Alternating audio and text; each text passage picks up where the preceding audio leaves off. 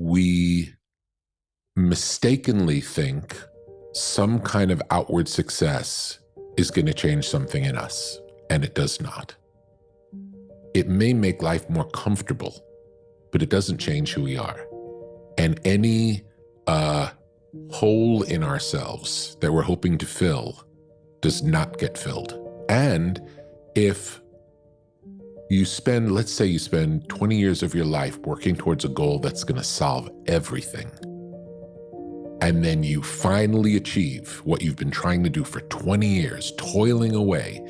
I won't have any fun because I'm working for 20 years for this end. And then you get that end and nothing changes. That's when you get hopeless. So it's important for people to understand that you always have to give something up from your past in order to create a new future. Yeah, we're just so obsessed with the person at the top of the mountain that we don't look at the journey they took to get there. Sure. And no matter how many times we know that there is no such thing as an overnight success in any way, in healing or whatever it may be, we constantly feel like, oh, but look at that person, they figured it out and they're enlightened. Maybe they always had it. We're good at ascribing enlightenment to people without thinking that they had a purification journey to get there. Yeah. And therefore we kind of believe like we either have it or we don't. We don't believe that journey is possible for us. Discipline, motivation, discipline is easy. It's not difficult. There are constructs in our mind that may tell us it's easier to oversleep or not go to the gym, but at the end of the day, discipline can be practiced. It's not hard. Motivation is another thing, but who waits on motivation to execute? Nobody. I mean, you shouldn't, because that is a perishable feeling. But understanding that this worthiness has to be addressed before people are going to make any kind of change becomes critical. It's an important point. Don't do things just because you think you're going to get something for it. That's not why we do things. Yeah. Do what's interesting to you. Follow what's interesting. Don't worry about the outcome. Yeah. We don't know. We can't predict the outcome. We can never predict the outcome. Follow your own inner guide. It directs us. It might not make sense. It might not make sense to us. Might not make sense to anyone else. Certainly won't make sense to anyone else. But it might not even make sense to us. And that's okay. It's fine. Yeah. Listen to yourself. Why is it telling you this?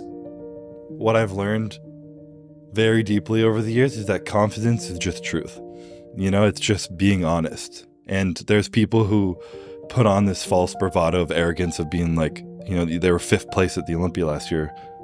Don't pick out whoever was 5th and pick on them, but someone not winning, like, I'm going to show up and I'm going to win this Olympia. I know it in my heart. It's like, you don't know that, you're lying. It's not confidence, it's just a lie.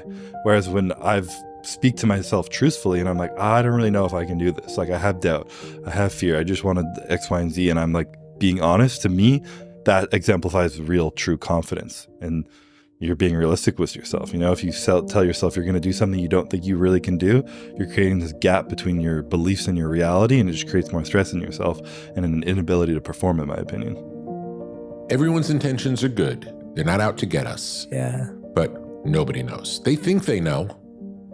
The wisest thing we can do is know enough to know we don't know. Yeah. If you start from maybe that's true.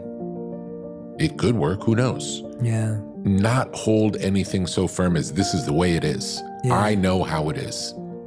Anytime you know how it is, your world just got a lot smaller. Yeah. Tiny. You know, so I'm very hesitant to very quickly just say to every man, hey, go out there and be vulnerable and whatever. Because the sad truth is, a lot of guys have punished a lot of guys for being vulnerable and being themselves. And we have to acknowledge that as well. You know, there's so many times when a guy will go to their friends and say, man, I'm sad. And people are like, you sad? Oh, what are you, pussy? Oh, look at the guy, he's sad. What do you mean she broke up with you? Come on, get out there, man. And now all of a sudden, the circle that you had that you thought was protecting you has revealed to you that if you show your vulnerability, you're ostracized from it. It's not safe. Yeah, so you don't want to be there. And then sometimes it will even turn into a fight. You know, now all of a sudden people are slapping you or hitting you or punching you because you've admitted that you're vulnerable. And so I think that's another place where young men struggle, is like, we have to maintain this bravado. And then we see all these influencers online who keep telling us like, yeah, you're a tough guy. That's what you got to be a tough man. You got to be a tough man. That's what you got to do. never once are they saying to you like, yo, what do you feel? How do you get rid of those feelings? Or how do you deal with them? How do you process them? Who's your friend that you can like literally sit with and cry with? Do you have one?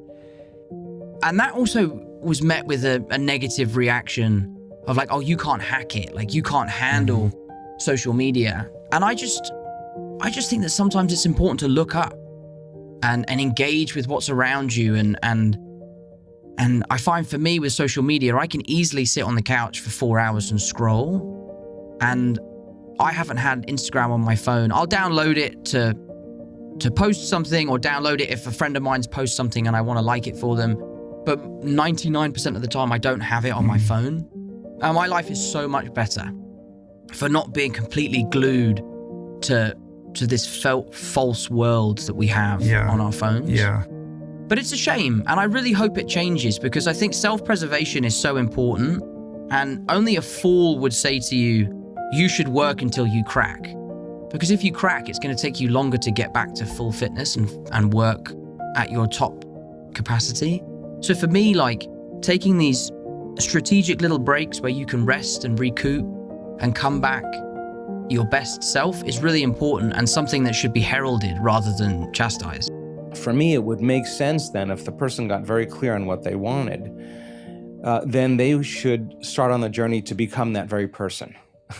They should really work on being that very person that they want. So there would have to be some change that they would have to make in order to be worthy enough to create a person that they would attract in their life. And we cannot attract anything in our life that we feel separate from.